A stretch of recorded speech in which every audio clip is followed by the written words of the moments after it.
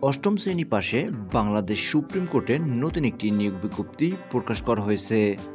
Hello বন্ধুরা, job নিউজের নতুন একটি ভিডিওতে আপনাকে স্বাগতম।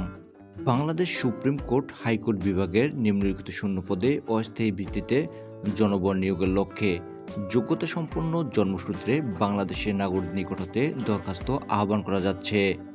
পদের নাম MLSS, শূন্য পদের সংখ্যা 14টি, বেতন গেট 20, শিক্ষাগত যোগ্যতা কমপক্ষে অষ্টম শ্রেণী পাস অথবা সমমানের শিক্ষাগত যোগ্যতা থাকতে হবে। 21/4/2025 খ্রিস্টাব্দ তারিখে প্রার্থীর বয়সসীমা 18 থেকে 32 বছর হতে হবে। অনলাইনে আবেদনপত্র পূরণ সংক্রান্ত নিয়মাবলী ও শর্তাবলী। পরীক্ষায় অংশগ্রহণের ইচ্ছুক ব্যক্তি http://supremcourt.teletalk.com.bd ওয়েবসাইটে আবেদনপত্র পূরণ ও দাখিল করতে পারবেন। আবেদনের লিঙ্কটি ভিডিও ডিসক্রিপশনে দেওয়া থাকবে, চাইলে আপনারা সেখান থেকেও আবেদন করতে পারবেন।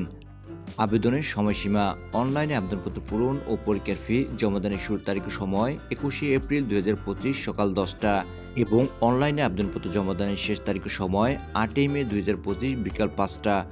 উক্ত সময়সীমার মধ্যে ইউজার আইডি প্রাপ্ত প্রার্থীগণ অনলাইনে আবেদনপত্র সাবমিটের সময় থেকে পরবর্তী 72 ঘন্টার মধ্যে SMS এ পরীক্ষার ফি জমা দিতে পারবেন। Thanks for watching.